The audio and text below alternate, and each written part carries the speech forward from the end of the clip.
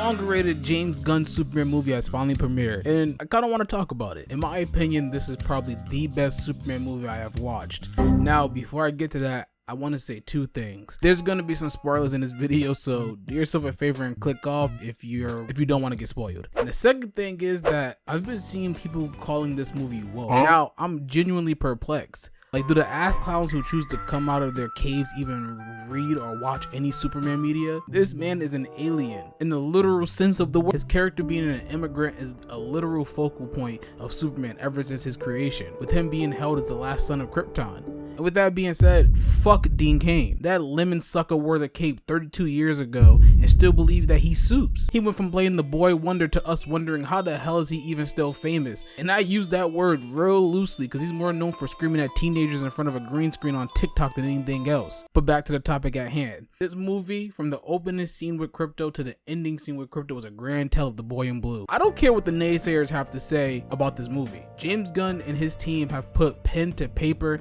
in excellent fashion with this movie. First off, every main character got some shine. And for me, I don't really know a lot about comic book characters, so Mr. Terrific really shined in this movie. My first introduction to Mr. Terrific was in the CW Arrowverse, and they didn't even remotely do my boy justice. He ain't lying. He had actual aura in this film. That beach scene alone was a cinematic masterpiece. Give that man a solo movie now. And the fact that out of the whole Justice gang, he went with Lois to look for the pocket dimension, he might have to get MVP of the film. Either him or the biggest dog, Krypto. And I feel like Krypto might need his own mini-series or something at this point. He was a star of the goddamn show. Nicholas Hoult played a damn good Lex Luthor. He had a whole 10-layer plan that was damn near perfect. From Ultraman to the Stockton to find the Forces of Solitude to the distractions, he was the perfect rage baiter. There were moments that I had genuine disdain for this guy. This bald bastard was the definition of a supervillain. Like, damn, I could really go for falafel right now.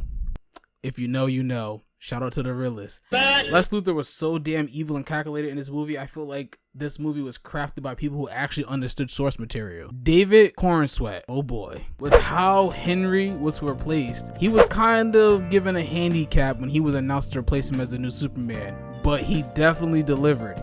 The amount of aura farming Big Dave did in this film needs to be studied by future historians. There were shots in that movie that looked like a comic book page come to life. No shade to Henry, of course. He was the best thing about Snyderverse Supes. David might have been a generational casting though. It may sound like glaze, but if you watched the movie, and if you didn't, you need to, there's no way you wouldn't agree with what I'm saying. He delivered the comedy, the emotional side of Clark, and the strength of Superman. He played his role well, and it was the perfect foil to Nicholas's Luthor. Every single person in this film delivered. Shout out to Mutant Toes. Lois Lane, the star that you are. The interview between her and Superman was a rocky introduction to the couple, but it paid off in the end. Rachel killed that role as Lois. The chemistry between Lois and Clark felt great because it felt real. Their relationship felt like a real relationship. It wasn't perfect, which helped for a more compelling dynamic. The scenes and story between the two, it paid off. She was a great casting for Lois. She was one of the first ones to really notice that Lex Luthor was on some real deal bullshit with the strings that he was pulling. We need more guy. Nathan Fillion as a Green Lantern was a great choice. Hawk Girl is my GOAT. Remember, she ain't nothing like Superman. I could really go on for days about how great this cast was and how they brought the script to life. I feel like we're in a time now where critics either berate a movie or try to destroy it by yelling out buzzwords.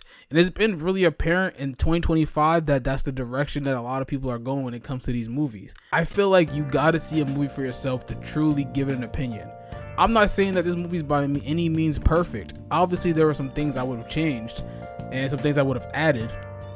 But I do feel like you gotta watch the movie for yourself. A real gem is gonna get muddied by the buzzwords of these lame critics. This film is a piece of hopeful media that we really need, especially in 2025. The thing I feel like James really got right is that Superman has always been about having this extraordinary power. A power that would allow him to do anything that he wants. And with that power, Superman always chose to try to do the right thing with it and help people. The cinematics of this movie were amazing, the imagery and all. The third act was shot so well. I had to lean up in my seat like I was getting cooked in Mortal Kombat. The cinematographers were locked in. There was this one scene where Superman did a spin and it involved some lasers. And let me tell you, I felt like I was in the motherfucking Justice Gang.